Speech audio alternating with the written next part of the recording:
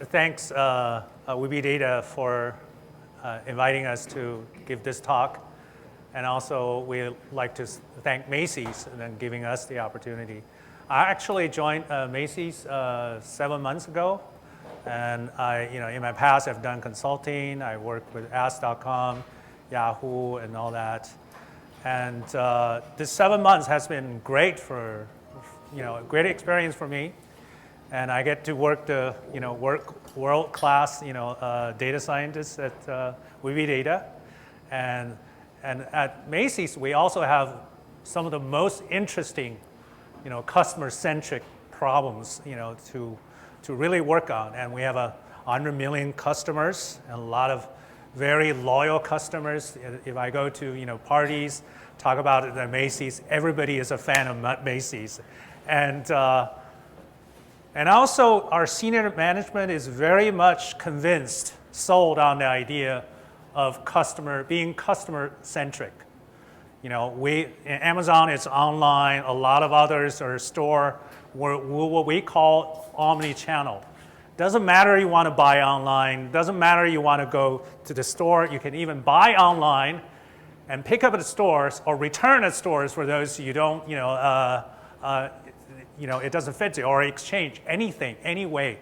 We can interact with using the phone, tablet, emails. So truly, it's 360 degrees. And I haven't seen in other places, even at Yahoo. And so it's a great opportunity. And because there's so many customers, so much data, and we have a lot of tools. And I really think that we can do a lot of very innovative things, not at the platform level, but at how to apply these technologies to engage with customers and to change customers' behavior. So here, basically, today, we're going to share some of the stories that we worked with Data team and about real-time recommendation engines. I have with me Rakesh, our principal engineer. So if I start to wear into the wrong direction, Rakesh will take me back. I'm sure you will know. So I'm his counterpart on IT side. He's our, the main data scientist. And I look after the big data and the recommendations from IT perspective. So we provide him the platform to deliver his well-trained model, which he's going to go over that, and collect all the customer activities which are happening, irrespective of which channel they are happening, whether they are happening on the site or they are happening on the store. And I'm really excited about the Data because Data provides us this unique architecture where all the concerns of the systems, they are modularized into their own modules. And whether you are an engineer or you are a data scientist, it provides you the right tool for you in whatever area you are working on. Whether if you are not working on the recommendations, you can just take out the Kiji schema and use that in your other projects to hide all the things, low-level stuff of MapReduce and low-level stuff of HBase. So it's giving not only the separation of concerns over there, it's also providing us not to go into the low levels of MapReduce and HBase. So great abstraction on top of that. Yeah, thank you.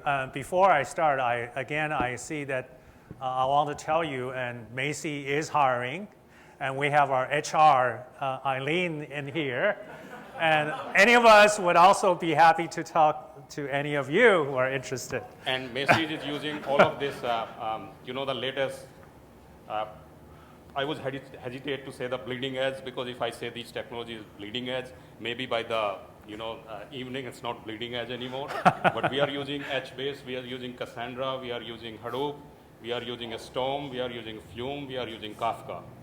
So all these great technologies. And we get to learn Scala from the Data team. Yes. So here's the agenda. I'm just going to set some of the higher level context. and talk about a little bit about my team. And of course, the main focus is the real-time recommendation engine built using KG. And then Rakesh will discuss a little about architecture.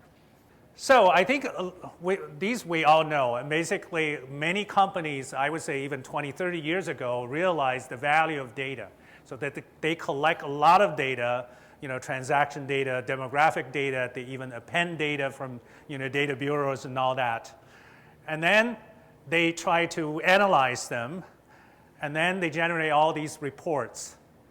And then these reports will get, hopefully get implemented, in some way. But for many companies, that's where they stop. That's the challenge. So all the data are collected. They just sit there, and they don't have enough data scientists. They don't have the infrastructure, the number crunching, the accessibility to get this data and generate business profit. So yes, then the question is, what do we do? Then personalization is one possible action, real-time action that we can take, using these data that we collect. By generating relevant offers, customer will respond and will increase the revenue for us. And also through crowdsourcing, basically let the customer decide, what product is better, more relevant. And we collect more data, and then we start the virtuous cycle. So we get more and more data, we refine our models, and then we provide even more relevancy to our customers. Okay? So my team we see ourselves at the frontier of data science, but we see ourselves as in the data science that's sort of applying the statistical models, machine learning models, the big data technology frameworks into business problems and solving business problems, realizing business opportunities. So we do use a lot of tools. And as Amit said correctly, we're not limited to one particular tool. And our analysts and scientists come from different backgrounds. If they want to use R, fine. If they want to use SAS, fine, right? And KG, we found that KG is one of them, and it's particularly suited for real-time recommendation. So what are we doing? It's basically customer acquisition. We want to acquire the right customer, and we also want to retain them. So the way we do is that we target information to the right customer, the right message at the right time. And to be able to scale that, we require big data technology. So one use case is the add to bag. When customers go to Macy's.com and they select a product, they add to bag, and then they check out. And this is just a standard process. But if we add on top of that a recommendation engine, we can add additional products that go along with that product and increase the size of the purchase and revenue. So that's our use case. So this is add to bag with recommendations. So this is a screenshot from our production site. And these recommendations are made from KG's, our real-time recommendation using the KG framework. Okay, so you can see there are products that are similar, there are products that are complementary, and we have seen very good business results. So, as an advanced analytics team, our goal is to solve business problems. We want to do more data science. We want to analyze the customer. We want to analyze the products.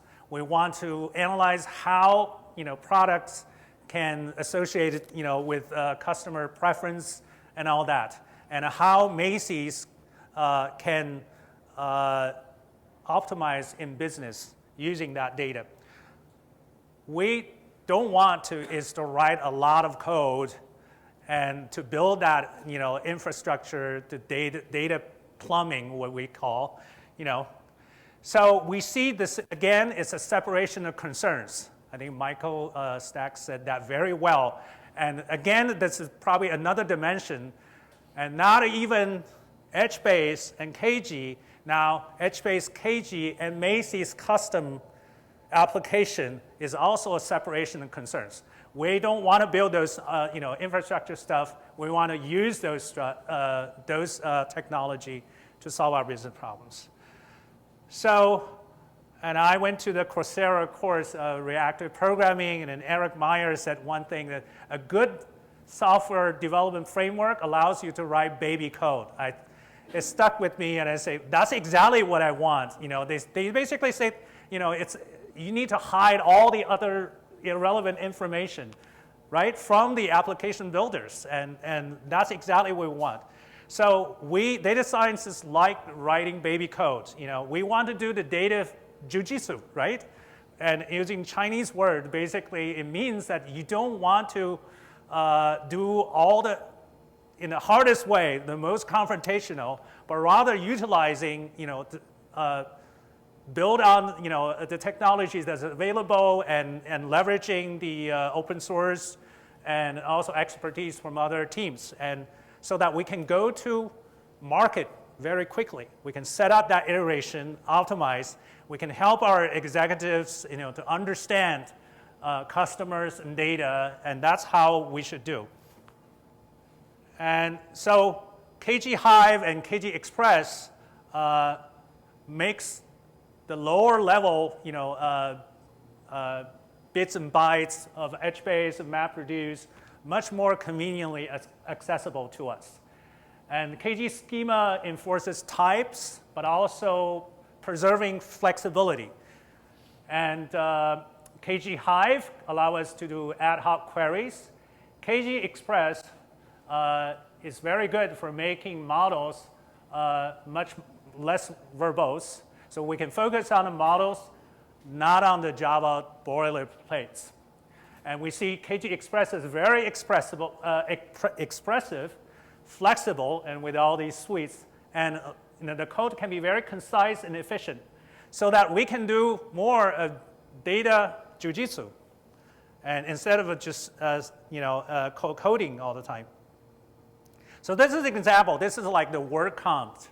This is counting the customer, purchase events. And this is written in Java. And you can see you have to write map, reduce, and all these, and very long and unreadable. But if you write the same thing, same functionality in Scala, in KG Express, it is very short and very concise.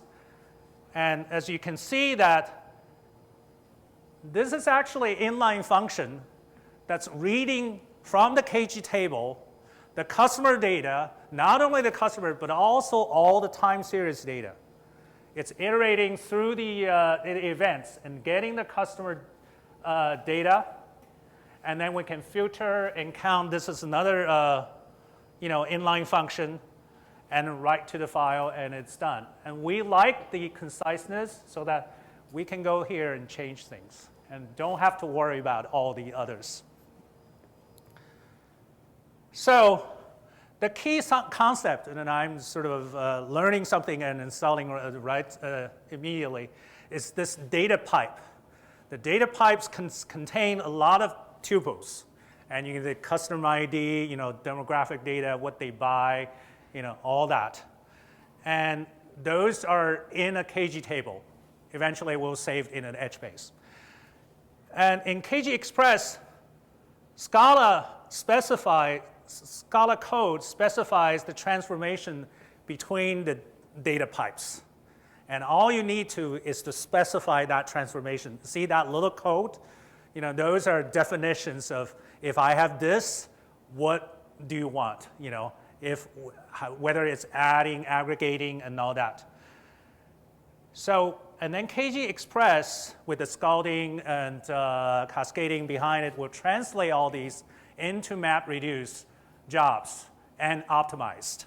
So we don't have to worry about it. Look at the old code, very long. Just imagine if you have to write a very complicated application, you will have a series of maps, reduce, and you have to decide where to do what. So you're mixing the concern of your business application and modeling logic with the efficiency of the data processing. Separation of concerns. So with this, with the Scala code, we don't have to worry about those things. And so no need to write MapReduce jobs. So the code is much more concise. It's much more better organized and much more maintainable because you can optimize things at the back end and the Scala code will still work. So this is cartoon. So these two, so you can think of this as a customer table, there's a product table. You can, two pipes, you can join them, and then you can map to something else. And again, you can map to something else, and then you can do a filter, and then you can do an aggregation, all in one sort of big line of code, and then everything, Kiji Express will compile that into MapReduce jobs, and then it's a jar, and you can just run them. And we see that as very powerful. So here, next are the steps, how do we get there? And so there are ETL, training, and scoring, and experimentation. And I will let Rakesh discuss a little bit about the data process. How do we get the data into the right format? So we have to support the existing system, existing models as well, and then slowly work on having these models built and trained by using the Kiji library which they are providing, which is the better platform. So, so what we do is that we make use of Kiji MR over there to acquire the data from different sources, which is coming from multiple systems over there. So some systems it comes into the form of flat files. Some system actually we have to run the SQL queries to get the data out and join all of them together. So if you look at the Kiji MR is a great tool, but Kiji Express is much better than that, where you can express all your flows into a pipeline. So, so we have two mechanisms to get this data out and generate the models. So one, models are already generated for us. So we take those models and we load them into HBase using Kiji Express. And then another process is that we generate the models using Kiji Express as well. So we get this data from different systems, and then his team basically uses those libraries which Kiji has provided. So right now we are using actually two different models. One is item set, and another one item-to-item collaborative filtering. So so they call their libraries, and then they fine-tune them by playing with the parameters there. So once the flow is stitched together, they don't have to do anything other than playing with those parameters. So I get to do the fun thing, sorry. So I'm going to go to the next one. So first, use some of the terminologies. And here, model training, and I want you to think about, for those who are not familiar, thinking about learning. Kids will learn how to bike. An archer to try to aim or something. Pattern finding, but not memorizing. If your model is memorizing things, then that's overfitting. And scoring, and that's more like recognizing the pattern. We're ordering the offers or relevancy. You can see this, the search, whatever. Those are the scoring part. And recommendation is an agent that's used to apply these patterns, the learned patterns, to make personalized recommendations. And tests and experimentation. Any engine or anything, you have to do a lot of tests, and by varying the data sources and parameters, weights, and all that. And you have to run a lot of, just like horse races, and you see which one is doing better, and you learn from that. So that could be for solutions, could be for models, could be for model parameters, could be for data sources, could be for level of aggregation, could be for anything. So test and experimentation is the key as well. And here's just cartoon representation. So we have the item set rules, we have the collaborative filterings. These are the, the transaction data are actually the targets, and we train our models against. Basically, you can see this guy is, doing a lot of these and miss a lot. During the model training process, his accuracy will improve, and basically we'll have, we'll generate a lot of data and relations, and what products is similar to what.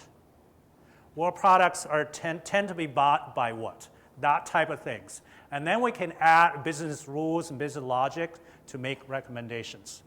So here is the trained model. You can see everything is both-eyed, okay? So you can see those trained models are a set of data and relationships, and could be formulas, could be tables. So here's an example. Basically, these are jeans and these are chinos, and in general, these are often bought together with jeans, and that's from item set rules, right? But for a particular customer, it turns out customers that are similar to him actually don't buy additional pants. They buy polo shirts. So this is the collaborative filtering. And you can see there are a lot of ways. How do you select the neighborhoods? How do you define the similarity? And how do you aggregate their preferences to find their preferences? There are lots of many dimensions, a lot of variabilities that people, like my team, the data science like to adjust and optimize. And for this, I'm giving an example. For people like him and buying jeans, also have preferences for polo shirts. So in our case, in this case, for this person, it's wrong to recommend, it may be less accurate to recommend additional pants. It may be more accurate to recommend more shirts.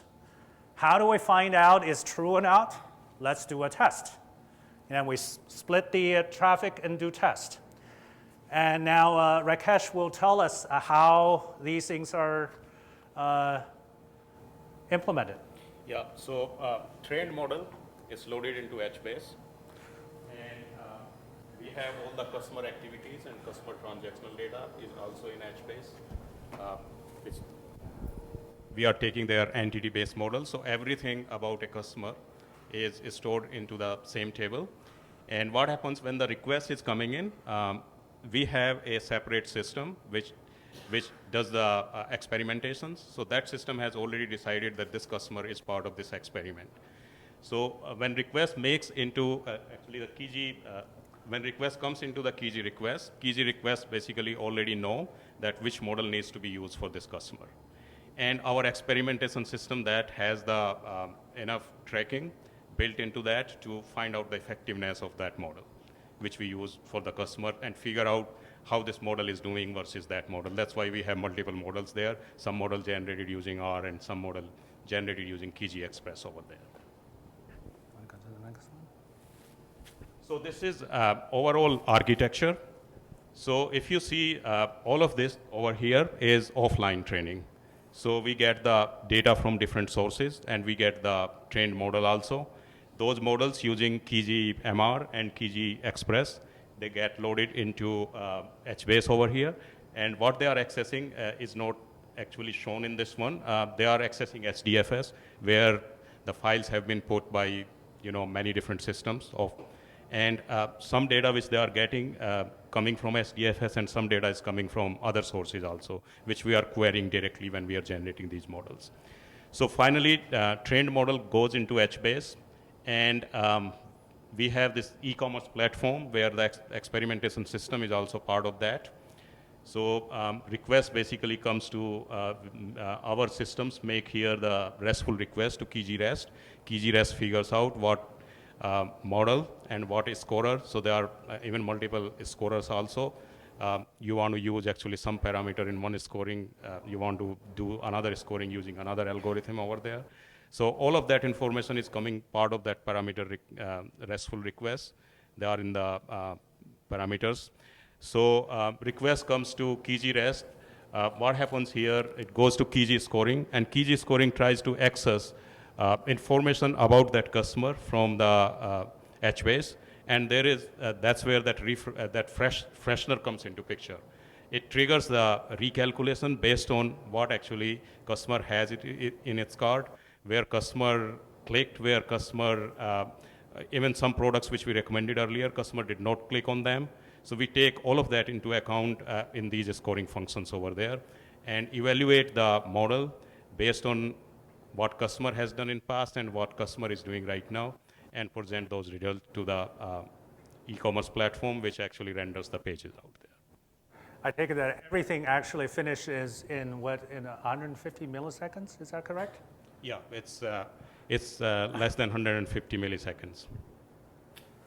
Thank you. And so the last one is just test experimentation. Again, I think I already talked about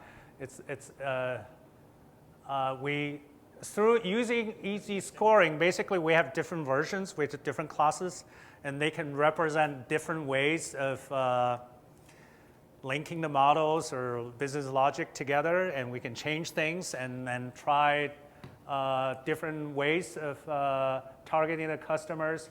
And KG scoring allow you to have multiple versions, and you can try different things at the same time.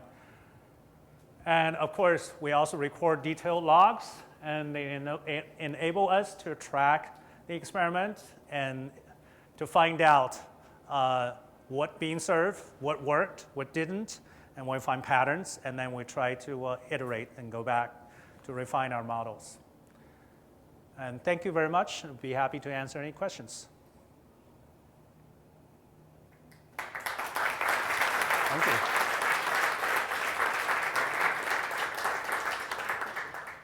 Basically, and he's asking about the real-time the impact of real-time recommendation to the business. I can tell you, it's millions and millions of dollars, and if you recommend versus you don't recommend, remember the cartoon where initially the add back, you have no recommendation, and people just go back to search whatever they want, versus you do recommendation. You know, these are the people other people like, these are people these are the products can go with this one, and that lift is huge, huge. We do real-time recommendation using the KG, right? You know, for example, our recommendation, those jeans or pants are added in real time. That information is not available before that time, right? You don't know what that person is ordering.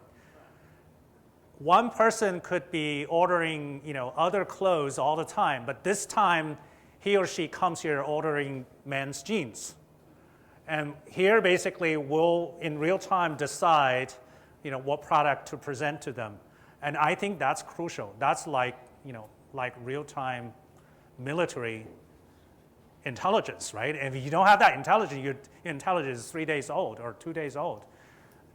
I don't think that would be effective at all. So I think that is very important. Actually, we've been doing that for some time. Yeah, to fill in a little bit on that, what you are comparing with Amazon, that Amazon basically can provide you another set of recommendations when you say, I'm not interested in that. We are not there yet, but that's correct. We will be there. Right now, what we are doing is that based on what you are doing on the site currently, we augment that with your other history, what you have purchased in past, whether in store or on Macy's.com. So when we do the scoring, we have the models which are trained nightly. So you have nightly trained model which has, at the most 24 hours old data. But when scoring is happening, we are taking into account what you have in your cart now and where you have clicked. Yes, one of the biggest differences, and you can also say are challenges or opportunities, is omni-channel. That means for Macy's, you can go online and you can go to the stores, and there are so many stores, and you can touch it, you can wear it, and you can try it. You can do any combination of these. Amazon, at least they're not there yet. You order, and what you see online is all the information you can get. But Macy's, again, will try to make this system adapt so that it will serve not only for people shopping online, but also offline. That means their behavior offline will also be taken into account. But we're not there yet. We're working on it. I would like to add one more thing about the. Performance of the system. The actual system physically, where we have all the Kiji stuff is running on that, is far away from our e-commerce system. I really cannot share how far it is, but it is quite far away. And we are still able to serve most of the results in less than 120 milliseconds. Also, could you share with a number of the size of the team, the data scientist team and the IT team, just for the recommendation? For the recommendation, we only have a few people, yeah. We're 2 or 3 people working on it.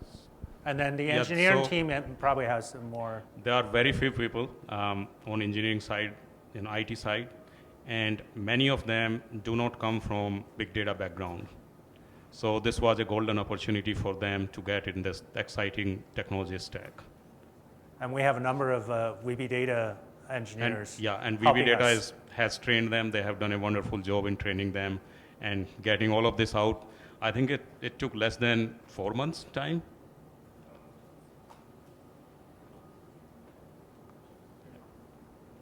Yes, I mean, it was pretty fast. If we were to build everything, bottom up, I would say it could take years. and now it shrink down to months. And now we can start iterating, right? That's the exciting thing, you have some solution, and then you have a baseline, and you can try to improve against that.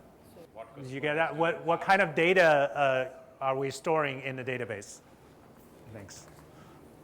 So we are storing all customers' previous history, what customer has done irrespective of the channel. If we can recognize a customer, through different means, all of the data of the customers goes into this customer-centric database. And customers, where customer has clicked, what customer has purchased. We have not added yet the reviews and ratings. We will be doing that next. Yeah, if at Yahoo or at Google or something, you have impressions, you have click streams, you have activity, web analytics data. But for us, that's just a fraction of the data. Again, we have transaction data, right? We have additional third-party data append, Axiom, and other data sources. And we also have our email campaigns. We have a lot of SEM and display. And so it's really quite, the data is very rich, I would say. Since we have recommendation engines, do we have plan to use recommendation engines or data to recommend whether we have sales or promotions, right? Yeah, promotions. Right now, we may have done some through the insights. That means we generate insights about how the product relates to each other, but not in an automated fashion. I can certainly see that in the future, these things will become more visible, and as we can process more of these data using the big data, infrastructure, we very much see that, different products have different relations, different levels of relations. That's absolutely true. Some products just, tend to induce transactions in other departments, products, and others are much more isolated. Yeah, that's a good idea. Are you training the same model at the same data center? Okay. Along with your customer data, are you training models? I believe so, yeah. Yes, so all of customer data, all customer transactions in past, they are being taken into account when we train our models. What are some of the challenges in working with this system? There are many challenges, and I think first of all, I think we're all sold on data-driven, analytic approach, and I think one of the challenges is to communicate with part of the organization that's more accustomed to traditional gut feeling type of. How do you communicate? They do have a point, they have marketing objectives and and those things. How can we? Part of my challenge is actually to translate that, into whatever data analytics, things that we, and also communicate the importance of what we do, and that would impact in a way that makes sense to them. So I would say that's one challenge. Believe it or not, actually at Macy's I haven't seen this, but in many organizations I work with, is how the different department of data, analytics, modeling, recommendation, how these teams work together is organizationally is very much a challenge. And you could have the data teams that want to be data scientists, or you could be, it could be the other way around. And then there are lots of situations where things it just not get done. I've seen it, even the companies, they try to bring people together. And then, there was one meeting that I went to in a company, a major technology company. They brought together, researchers who make a living publishing new papers on how to create new clustering algorithms, to business analysts like me, sort of a little more, advanced. And then to people who also say they do data mining, but literally all they do is pivot tables. And then you two MBA business analysts. And then you brought 30 of these people sit together in one room. They try to let them agree how to solve the recommendation problem, and came out at nobody, because they don't even speak the same language. I think that's another challenge. And we're really happy that, I think at Macy's, the organization that we know our role, and our data team will supply us the data and the infrastructure, and then we have the data science team, and we work with Weeby Data. It seems that worked really well. That's why, how quickly we can get this. And some other places, I can see these type of recommendation could take years and years to implement. Continuing challenge, I would say, is to optimize, to keep the models having high lift through all seasons, whether it's holidays or summers and product change, right? And also keep it running all the time. That's also a challenge, right? And but I think I think with the help of Weeby Data, and I think it has made our life a lot easier. Let me put it that way. How do I handle the cold start problem? We actually, Macy's have transaction data for years. So in that sense, it's not code, but we are working on, so new products are coming in, right? New products are coming in, and we don't have association rules or all that. We're trying to do use attributes, same category, same brand, same price. That's something that we're working on it. It's not something that completely resolved.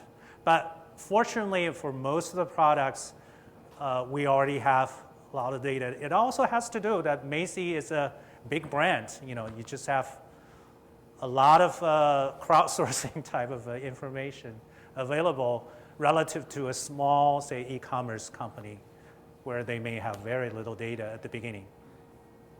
I'll let Rakesh answer that question. Have we adopt MapReduce, usage of MapReduce in recommendation before KG? So Daqing completed 7 months in Macy's. I completed 11 months.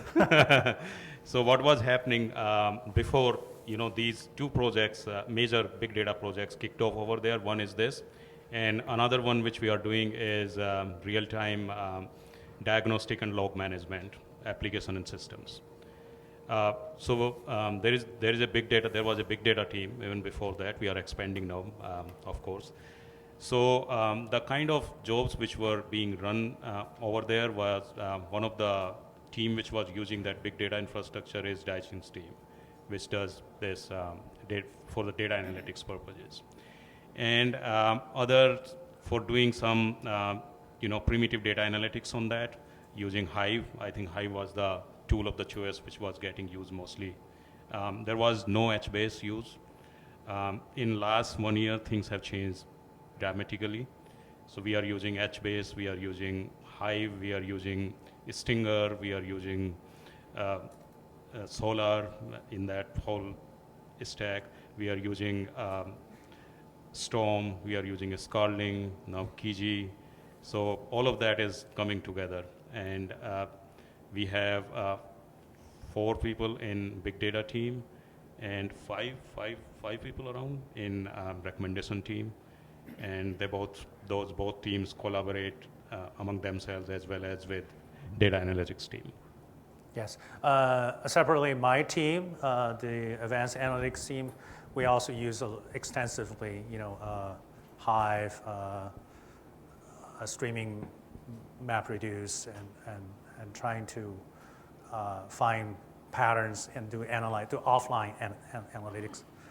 Of course, we also have SAS and others. So, what's your cluster size?